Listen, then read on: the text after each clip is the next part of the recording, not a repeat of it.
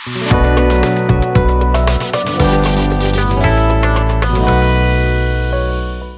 जी, तो कैसे हैं आप सब लोग? आई होप आप सब बढ़िया होंगे। जैसा कि लास्ट लेक्चर में हमने देखा था, कंपनी स्टार्ट करी थी, कंपनी का इंट्रोडक्शन अपन ने किया था। उसके बाद में जो रिसेंट लेक्चर हुआ था उसमें टाइप्स ऑफ शेयर कैपिटल देखे थे। उसके बाद में शेयर्स को इशू करने की प्रोसेस देखी थी। एंड जब शेयर इशू करते हैं, एप्लीकेशन करते हैं, उसके बाद में अलॉटमेंट करते हैं, देन कॉल अपन मांगते हैं शेयर होल्डर से, तो उन सब की अपन जनरल एंट्री देख चुके थे। उसी से आगे आज का लेक्चर है वो, उससे आगे वाले जो टॉपिक है उनका डिस्कशन करेंगे। तो चलिए शुरू करते हैं। फर्स्ट जो टॉपिक है आज के लिए वो है कॉल्स इन एरियर्स। अब कॉल्स इन एरियर्स क्या होता है कि जब शेयर होल्डर है वो शेयर सब्सक्राइब कर लेता है, एप्लीकेशन मनी पे कर देता है, देन कंपनी उसको शेयर अलॉट कर देती है। अलॉटमेंट होने के बाद में शेयर का जब शेयर होल्डर है, सपोज करो कंपनी ने फर्स्ट कॉल शेयर होल्डर से मांगी और शेयर होल्डर उस फर्स्ट कॉल को पे नहीं करता है, या फिर सेकंड कॉल को पे नहीं करता है, या फिर दोनों को पे नहीं करता है, तो वो जो अमाउंट उस शेयर पे नहीं कर रहा है उसको बोलेंगे कॉल्स इन एरियर्स। सपोज कीजिए फेस वैल्यू 100 रुपये की थी,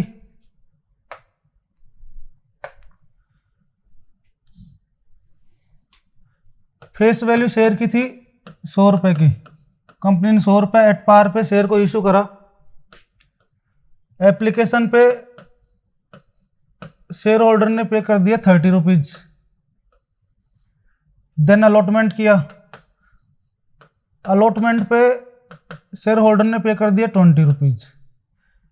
अब कंपनी है जो फर्स्ट कॉल मांग रही है शेयर होल्डर से 30 रुपीज की, इन 30 रुपीज पर शेयर होल्डर ने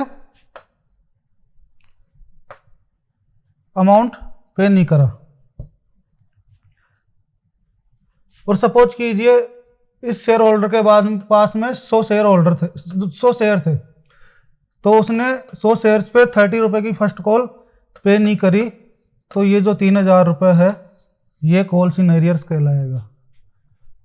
अब इन कॉल्स इन एरियर्स का जो अमाउंट है उस पर कंपनी है वो इंटरेस्ट ले सकती है। सपोज कीजिए बाद में ये जो शेयर होल्डर है उसने ये 30 रुपये 100 शेयर्स पे कर दिए, तो कंपनी इस शेयर होल्डर से इंटरेस्ट भी ले सकती है। वो इंटरेस्ट किस रेट का होएगा, कौन सी रेट होएगी इंटरेस्ट की? तो अगर कंपनी के जो आर्टिकल्स हैं वो अगर उस इंटरेस्ट को बता रखे हैं आर्टिकल्स में, तो उस रेट पे, या फिर टेबल एफ होती है, टेबल एफ में जो इंटरेस्ट की रेट दी गई है वो है 10%। 10% की रेट तक कंपनी है इन शेयर होल्डर से इस एरियर अमाउंट पे इंटरेस्ट ले सकती है। उसकी जनरल एंट्री कंपनी क्या करेगी अपनी बुक्स में? Calls in arrears account debit to share first call.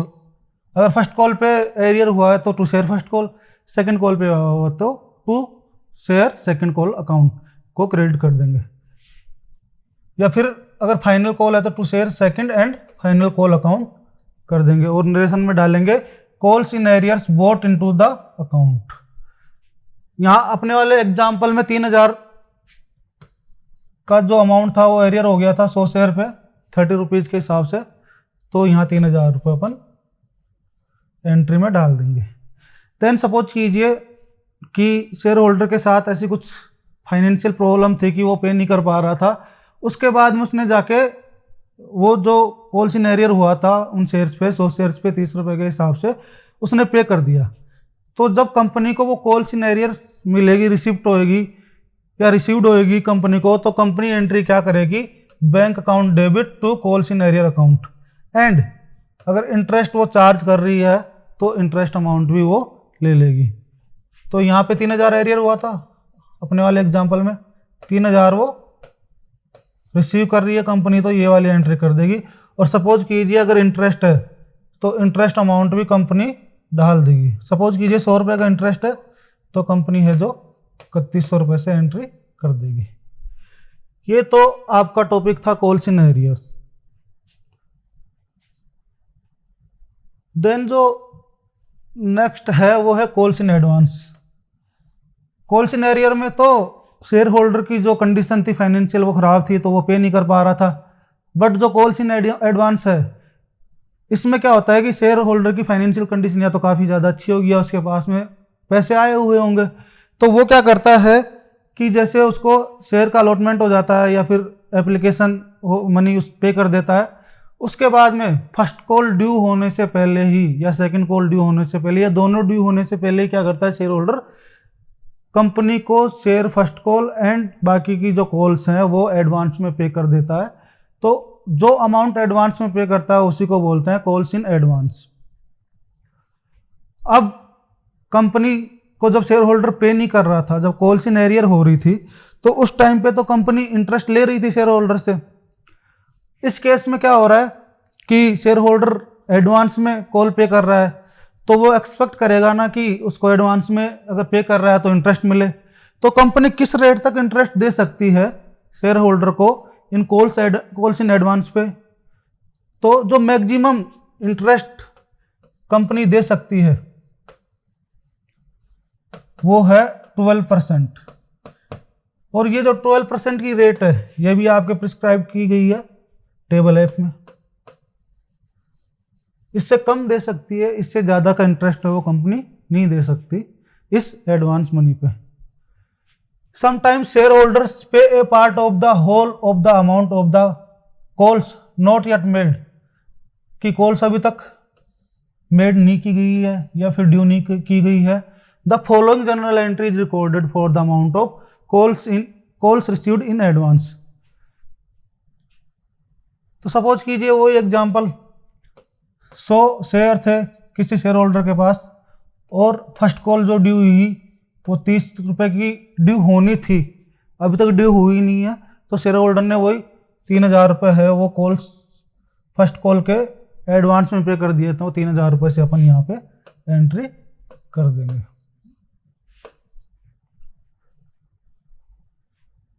और जब ड्यू डेट आएगी फर्स्ट कॉल की या जो जिस भी कॉल पे शेयर होल्डर ने एडवांस पे करा है उसकी ड्यू डेट पे क्या एंट्री करेगी कंपनी अपनी बुक्स में?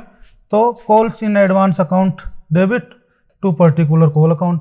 पर्टिकुलर कॉल अकाउंट मीन्स अगर फर्स्ट कॉल है तो फर्स्ट कॉल मेंशन कर देगी, सेकंड कॉल है तो कंपनी सेकंड कॉल मेंशन कर देगी और अपनी बुक्स में एंट्री रिकॉर्ड कर लेगी। Then our subscription.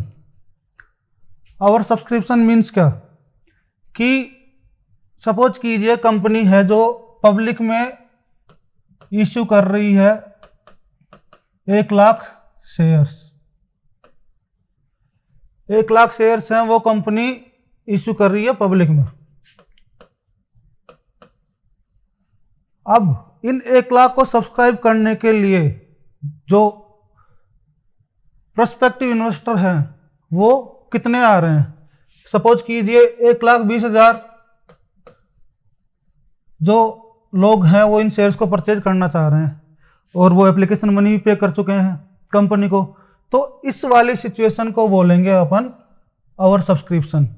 कि कंपनी जितने नंबर ऑफ शेयर्स पब्लिक में इश्यू कर रही थी, अगर उससे ज़्यादा की एप्लीकेशन मनी या लोग उससे ज़्यादा के शेयर परचेज करने के लिए कंपनी को अप्लाई करते हैं या एप्लीकेशन मनी पे कर देते हैं, तो उस सिचुएशन को बोलेंगे और सब्सक्रिप्शन। अब क्या होता है कि कंपनी ये जो एक्स्ट्रा शेयर होल्डर हैं या एक्स्ट्रा जो शेयर्स के लिए एप्लीकेशन मनी आई है कंपनी के पास में, तो उनको किस प्रकार से हैंडल करेगी? उसके लिए कंपनी के पास 3 ऑप्शन होते हैं। पहला तो होता है कि 1,00,000 के लिए सपोज करो कंपनी ने 1,00,000 शेयर इश्यू करे थे और 1,20,000 के लिए एप्लीकेशन मनी आई है, तो वो स्ट्रेट फॉरवर्ड क्या करेगी, जो 1,00,000 शेयर होल्डर हैं उनको शेयर अलॉट कर देगी एंड देन जो रिमेनिंग 20,000 है उनको स्ट्रेट फॉरवर्ड मना कर देगी कि हम 20,000 को अलॉट शेयर नहीं करेंगे, हम ओनली 1,00,000 को ही करेंगे। देन दूसरी जो कंडीशन है या दूसरा जो ऑप्शन होता है कंपनी के पास में, उसमें क्या करती है, प्रोराटा बेसिस पे कंपनी क्या करेगी, शेयर होल्डर को शेयर इशू कर देगी। इस केस में तो सपोज कीजिए 1,00,000 को इशू कर दी एंड जो रिमेनिंग 20,000 थे उनको कंपनी ने रिजेक्ट कर दिया उनका एप्लीकेशन, और एप्लीकेशन मनी वापस रिफंड भी कर दी। इस केस में क्या करती है कंपनी, प्रोराटा बेसिस पे करती है कि 1 लाख शेयर इश्यू कर रही थी और 1,20,000 कंपनी के पास शेयर खरीदने के लिए लोग आए थे, तो वो इस रेशियो में उनको शेयर्स दे देती है। एंड थर्ड जो सिचुएशन होती है उस केस में इन दोनों का कंबाइंड करके कंपनी थर्ड ऑप्शन यूज करती है। In such a condition 3 alternatives are available to the directors to deal with the situation. First जो सिचुएशन है वो है they can accept some application full and totally reject the others, कि full जो कुछ application उनको फुल एक्सेप्ट कर लेगी एंड जो रिमेनिंग है उनको रिजेक्ट कर देगी। दूसरा जो ऑप्शन होता है कंपनी के पास में, they can make a pro rata allotment to all, pro rata basis पे अलॉटमेंट कर देगी शेयर्स का। एंड थर्ड जो सिचुएशन होती है, they can adopt a combination of the above 2 alternatives which happens to be the most common course adopted in practice.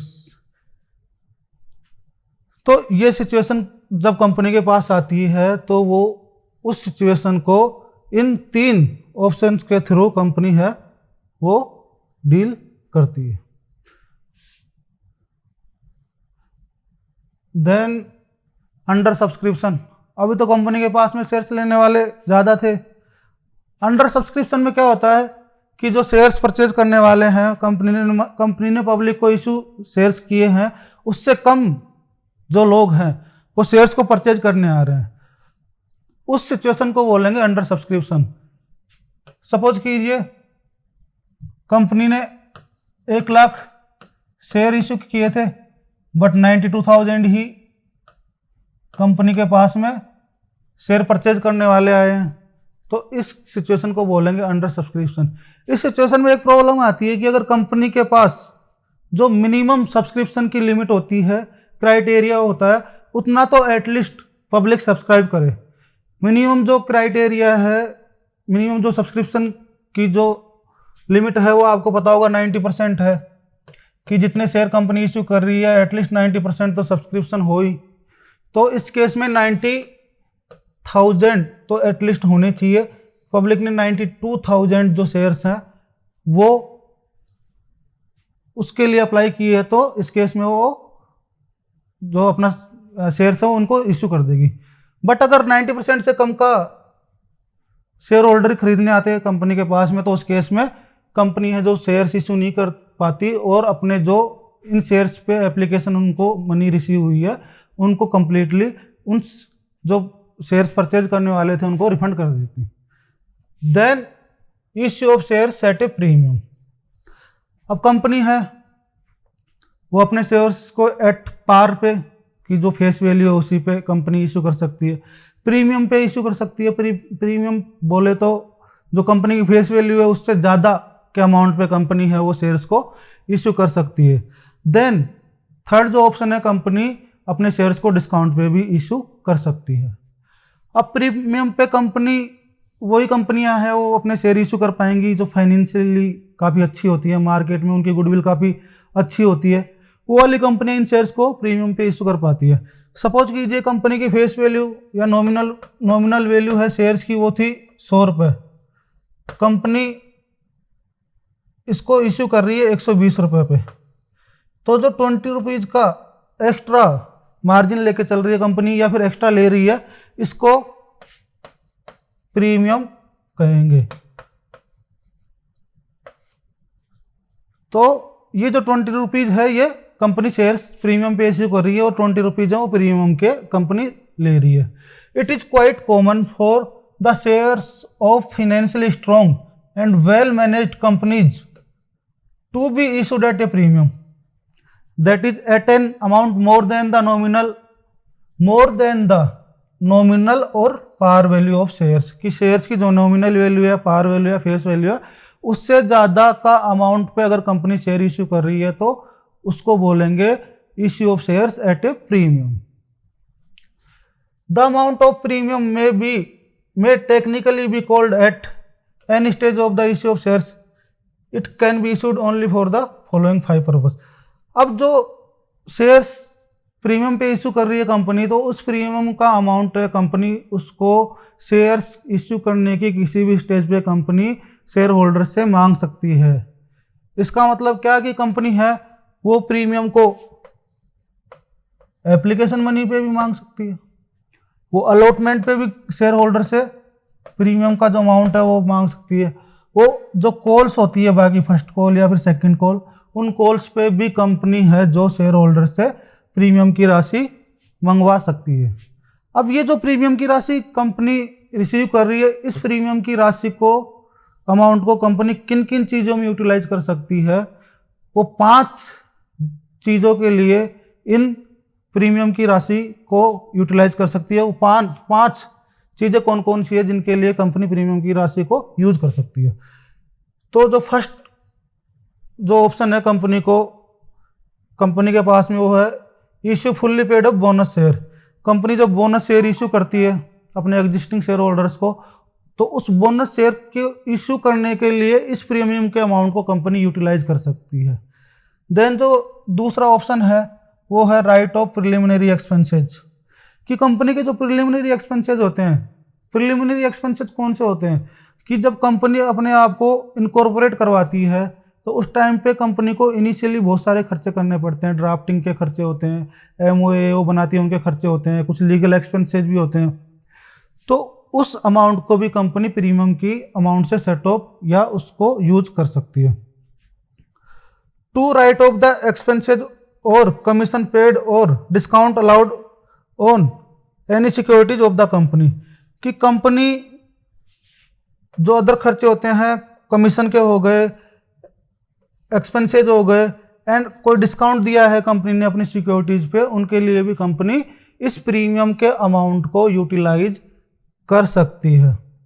Then जो fourth जो option होता है कंपनी के पास में टू पे प्रीमियम ऑन द रिडेम्पशन, कि कंपनी जब अपने शेयर्स का रिडेम्पशन करती है, अपने डिबेंचर का रिडेम्पशन करती है, तो उस टाइम पे कंपनी उनको प्रीमियम पे अगर रिडेम्पशन कर रही है तो उसके लिए भी सिक्योरिटीज प्रीमियम की राशि को कंपनी यूज कर सकती है। Then buy back of share, मतलब कंपनी है जो अपने ही शेयर वापस परचेज कर रही है, तो अपने शेयर वापस परचेज कर रही है तो उसको बोलते हैं बाई बैक ऑफ शेयर। तो उस केस में भी कंपनी है वो सिक्योरिटी प्रीमियम की अमाउंट का यूटिलाइजेशन कर सकती है।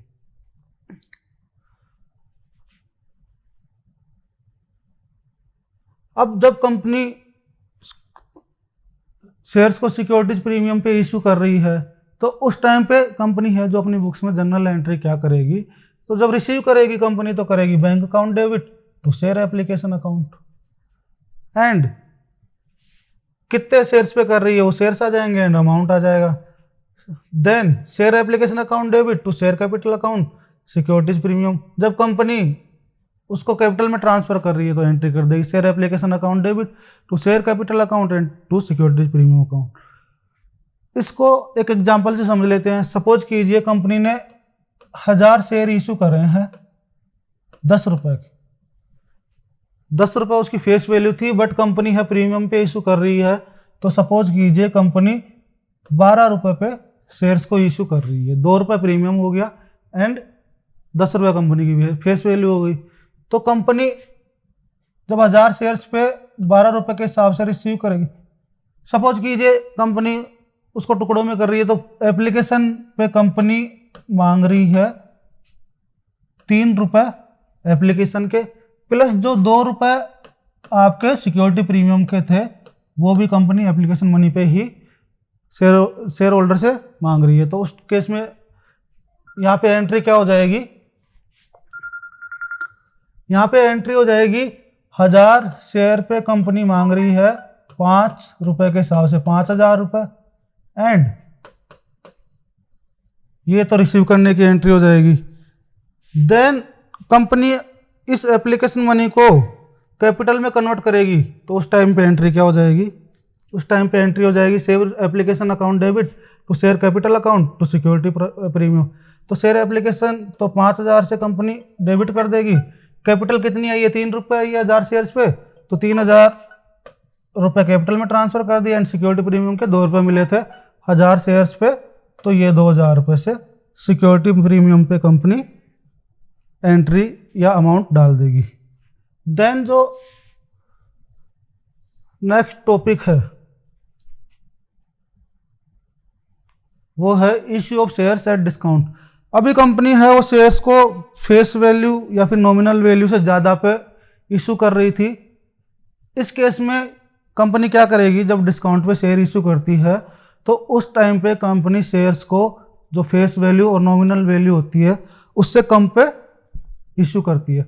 अब कंपनी ये नॉर्मल सिचुएशन में नहीं कर सकती है, इस कुछ स्पेशल सिचुएशंस है उनमें कंपनी है अपने शेयर को डिस्काउंट पे इशू कर सकती है। जैसे कि जो फॉरफिटेड शेयर हैं जिनको फॉरफिट कर लेती है कंपनी, उन शेयर्स को रीइशू करती है, रीइशू ऑफ फॉरफिटेड शेयर, तब उनको डिस्काउंट पे कंपनी इशू कर सकती है। There are instances when the shares of a company are issued at a discount that is an amount less than the nominal or par value of shares. As a general rule, a company cannot ordinarily issue shares at a discount। की कंपनी है जो normal course में या ordinary situation में shares को discount पे issue नहीं कर सकती। It can do so only in cases such as reissue of shares, forfeited share and issue of share equity share. इन दो सिचुएशन में कंपनी है वो अपने शेयर्स को डिस्काउंट पे इशू कर सकती है। फर्स्ट जो आपकी सिचुएशन है वो है reissue of forfeited share and जो सेकंड सिचुएशन है वो है issues of share equity shares. Share equity shares है जो कंपनी अपने एम्प्लॉयज़ वगैरह को इनको इशू करती है। Issue of shares for consideration other than cash. अभी तक तो कंपनी जब शेयर इशू कर रही थी तो शेयर होल्डर से कंपनी है वो मनी या फिर पैसे ले रही थी। इस केस में कंपनी है वो अपने शेयर्स को कैश के अलावा किसी चीज़ के लिए शेयर इशू कर रही है तो उसको बोलेंगे issue of shares for consideration other than cash. अभी सिचुएशन कौन सी हो सकती है, सपोज कीजिए कंपनी को कुछ असेट्स परचेज करनी है, कुछ मशीनरी परचेज करनी है, कुछ प्लांट परचेज करने हैं, तो उस केस में कंपनी उनको पैसे ना देकर कंपनी के जो शेयर्स हैं उनको अलॉट कर देती है और वो शेयर्स इशू कर देती है। सपोज कीजिए कंपनी को 1,00,000 रुपए की मशीन चाहिए, तो कंपनी इस केस में क्या करेगी, और शेयर इशू कर रही है वो 10 रुपये में कर रही है, तो 1,00,000 की मशीन कंपनी है वो परचेज कर लेगी उनसे और उनको शेयर इशू कर देगी 10,000। 10,000 जो शेयर्स हैं वो इशू कर देगी इस मशीन के बदले में। There are instances where a company enters into an arrangement with the vendors from whom it has purchased assets whereby the latter agrees to accept the payment in the form of fully paid up shares of the company issued to the vendors। Company है वो fully paid up equity share या उनको issue कर देती है और वो जो मशीन है इन वेंडर से कंपनी परचेज कर लेती है।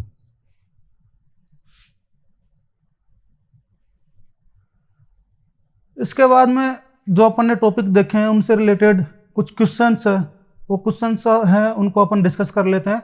फर्स्ट जो क्वेश्चन है वो है equity share holders are.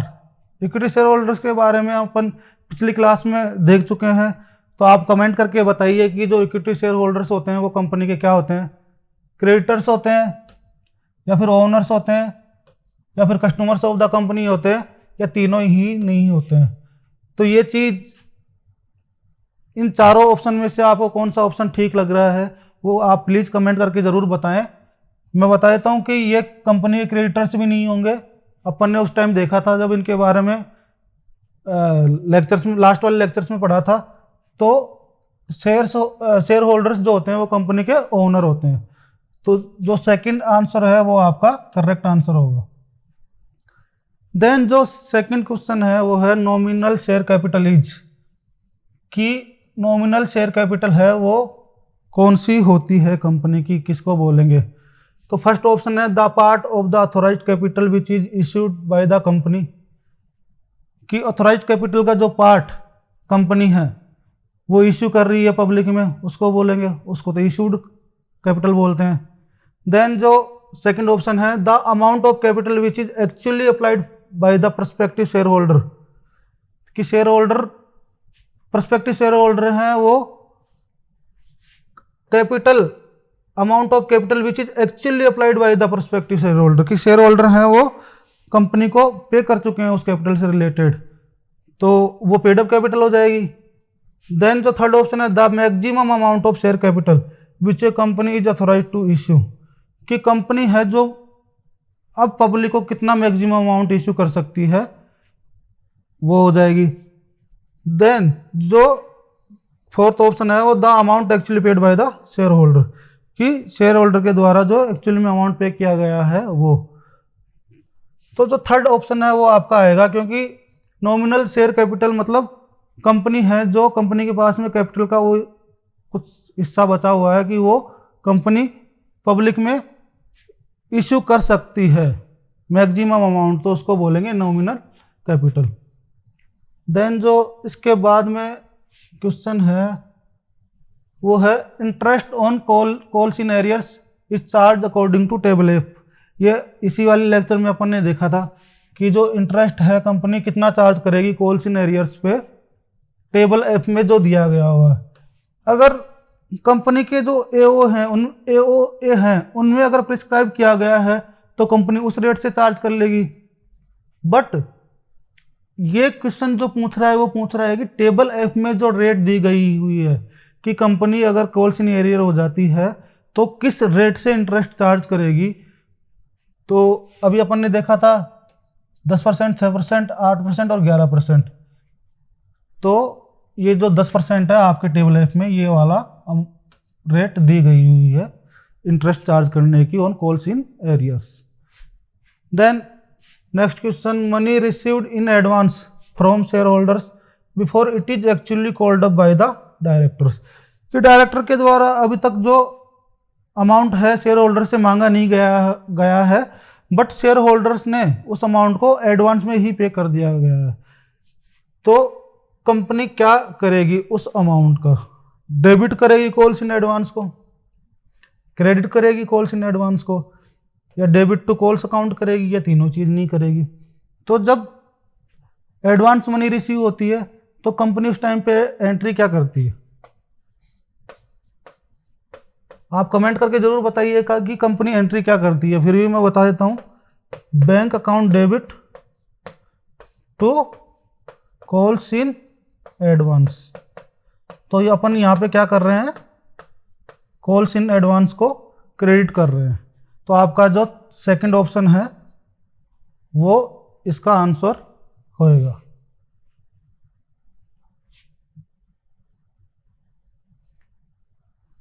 Then which of the following statement is not a feature of company. ये फर्स्ट लेक्चर में अपन ने देखा था कंपनी के फीचर्स कौन कौन से होते हैं। इसमें पूछ रहा है कि ये क्वेश्चन पूछ रहा है कि इसमें से कंपनी का फीचर नहीं है चार ऑप्शन में से। तो सेपरेट लीगल एंटिटी कंपनी है, अपन ने देखा था इसके बारे में। परपेचुअल एग्जिस्टेंस भी कंपनी का होता है। मेंबर्स है अनलिमिटेड लाइबिलिटी, ये उसमें नहीं आ रहा था कि मेंबर्स है unlimited liability. And common seal भी होती है, बट जो मेंबर्स होते हैं उनकी कंपनी में लिमिटेड लाइबिलिटी होती है, तो ये कंपनी का फीचर नहीं है। तो आपका ये वाला आंसर है वो राइट होएगा इस क्वेश्चन में।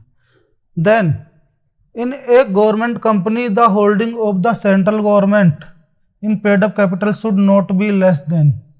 गवर्नमेंट कंपनी के बारे में जब पढ़े थे तो अपन ने देखा था कि जब गवर्नमेंट कंपनी किसी कंपनी में शेयर होल्डिंग करती है तो वो गवर्नमेंट कंपनी कहलाती है, बट वहाँ पे एक लिमिट दी हुई थी, एक परसेंटेज दिया हुआ था कि इस परसेंटेज या इससे ज़्यादा की गवर्नमेंट अगर शेयर होल्डिंग कंपनी में रखती है तो वो गवर्नमेंट कंपनी कहलाएगी। तो वो परसेंटेज क्या है? 25%, 50%, 51% या फिर 55%। तो राइट आंसर होगा 51% और मोर। क्या तो 51% करे एग्जैक्ट, या फिर उससे ज़्यादा की शेयर होल्डिंग कंपनी में है वो गवर्नमेंट करे तो वो गवर्नमेंट कंपनी कहलाएगी।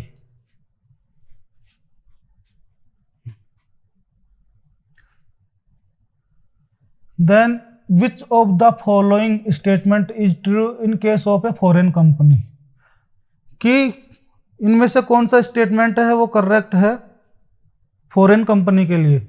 फॉरेन कंपनी के बारे में जब अपन ने पढ़ा था, डिस्कस किया था, उस टाइम पे जो मेन उसमें कुछ पॉइंट था कि कंपनी इनकॉर्पोरेट हुई हो आउटसाइड इंडिया, कि इनकॉर्पोरेट तो कहाँ हुई हो, आउटसाइड इंडिया, एंड वो बिजनेस कहाँ से कर रही हो, बिजनेस कंडक्ट कर रही हो किसी भी मैनर में, वो इंडिया से कर रही हो। तो इस सिचुएशन में उस कंपनी को बोलते थे फॉरेन कंपनी। एक बार पॉइंट देख लेते हैं आंसर के। A company incorporated in India and has place of business outside India. ये इनकॉर्पोरेट तो कहाँ हुई है, इंडिया में। अगर इंडिया में इनकॉर्पोरेट हुई है तो फिर इंडियन कंपनी हो जाएगी। एंड बिजनेस कहाँ कर रही है, वो आउटसाइड इंडिया। ये आंसर भी करेक्ट नहीं है। Then a company incorporated outside India and has a place of business in India. यह सिचुएशन सेम हो रही है जो अपन ने देखा, तो इसका आंसर ये हो जाएगा कि इनकॉर्पोरेट तो आउटसाइड इंडिया हुई है एंड उसका प्लेस ऑफ बिजनेस है वो इंडिया में। दोनों पॉइंट और देख लेते हैं इनमें क्या कह रहे हैं। A company incorporated in India and has a place of business in India, कि इनकॉर्पोरेट भी इंडिया में हुई है और उसका प्लेस ऑफ बिजनेस भी इंडिया में है, तो वो तो इंडियन कंपनी हो गई। बिजनेस भी इंडिया में कर रही है और इनकॉर्पोरेट भी इंडिया में हुई है। फोर्थ जो पॉइंट है वो क्या कहता है, एक company incorporated outside India. First जो ऑप्शन है वो उसको पूरा कर रही है। And has A palace of business outside India, कि उसका पैलेस ऑफ बिजनेस है वो भी आउटसाइड इंडिया में है, तो ये वाला ऑप्शन भी गलत हो जाएगा। तो जो राइट ऑप्शन है वो सेकंड है। देन अगला question, which of the following statement is not a feature of A private company, की प्राइवेट कंपनी का इन ऑप्शन में से कौन सा फीचर्स नहीं है। मतलब तीन तो होंगे, एक फीचर होगा वो नहीं होगा। देख लेते हैं एक बार कौन सा फीचर नहीं है वो वाला। कि फर्स्ट जो बोलता है ऑप्शन, वो बोलता है restricts the rights of members to transfer it share. बिल्कुल करती है जी, रेस्ट्रिक्ट करती है प्राइवेट कंपनी जो, कि वो अपने शेयर्स जो मेंबर्स के पास जो शेयर होते हैं वो किसी को ट्रांसफर ना करे। Does not restrict on the number of its number two any limit. ये ऑप्शन बोल रहा है कि कंपनी के जो मेंबर्स की लिमिट है उस पर कोई रेस्ट्रिक्शन नहीं लगाती। याद कीजिए जब प्राइवेट कंपनी के बारे में पढ़ा था अपन ने, तो उस टाइम पे लगाती थी कि नहीं लगाती थी। थर्ड जो ऑप्शन बोल रहा है वो बोल रहा है does not involve participation of public in general, कि ये कंपनी है इनका पार्टिसिपेशन पब्लिक इन जनरल में नहीं होता। एंड देन जो ऑप्शन है prohibits an invitation to the public, और पब्लिक से कोई इन्विटेशन भी ये नहीं एक्सेप्ट करती, बिल्कुल नहीं करती जी। ये वाला फीचर भी था। तो कंपनी के जो आपको पता होगा मैक्सिमम जो मेंबर्स प्राइवेट कंपनी के कितने हो सकते थे,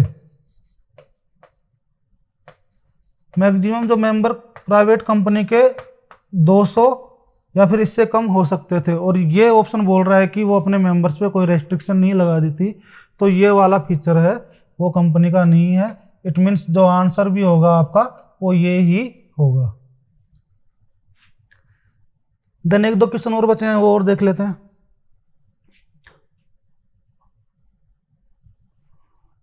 विच of the following is not required to be prepared under the companies act, कि कंपनीज एक्ट के अंडर इन चारों ऑप्शन में से एक चीज प्रिपेयर करने की जरूरत नहीं है कंपनी को। तो कंपनी क्या क्या प्रिपेयर करती है, statement of profit and loss prepare करती है, बिल्कुल करती है। बैलेंस शीट भी कंपनी प्रिपेयर करती है। फंड फ्लो स्टेटमेंट भी कंपनी प्रिपेयर करती है। ये जो ऑडिटर्स रिपोर्ट है ये कंपनी प्रिपेयर नहीं करती, ये कंपनी ऑडिटर को अपॉइंट करती है। ऑडिटर आता है, कंपनी की ऑडिट करता है और ऑडिटर रिपोर्ट है वो बनाता है। तो ये चीज़ कंपनी नहीं बना के ऑडिटर्स बनाते हैं, तो ये वाला आंसर आपके इसमें आएगा। Then last question, financial statements are the product of accounting process, कि जो अकाउंटिंग प्रोसेस है अपनी कंपनी की उसका जो फाइनेंशियल स्टेटमेंट है वो कौन सा प्रोडक्ट है। आपको पता है जब शुरू में कंपनी कुछ ट्रांजैक्शन अकर करती है, सेल परचेज करती है या खर्चे करती है, तो सबसे पहले जनरल एंट्री करते हैं अपन, जनरल एंट्री करते हैं जनरल में, देन लेजर में पोस्टिंग करते हैं, देन उसके बाद में अपन धीरे धीरे बैलेंस शीट, P&L ये वगैरह अपन बनाते हैं। तो फाइनेंशियल स्टेटमेंट ना तो फर्स्ट प्रोसेस होएगी ना सेकंड होएगी, एंड प्रोसेस है। ये वाला आंसर आपका इस केस में होएगा कि जो फाइनेंशियल स्टेटमेंट है वो एंड प्रोसेस होंगे अकाउंटिंग प्रोसेस के। Thank you so much guys. Comment करके ज़रूर बताइएगा कि ये लेक्चर आपको समझ में आया नहीं आया। क्वेश्चंस मैं कोशिश कर रहा हूँ और कवर करने की, जो जो टॉपिक हो गए आप बताएं कि और क्वेश्चंस आपको करवाऊँ नेक्स्ट वाली क्लास में। और जिस टॉपिक के बारे में आपको समझ में नहीं आया हो या कुछ कन्फ्यूजन आ रहा हो तो उसके बारे में भी प्लीज़ कमेंट करके ज़रूर बताएं। मिलते हैं नेक्स्ट क्लास में। Thank you so much.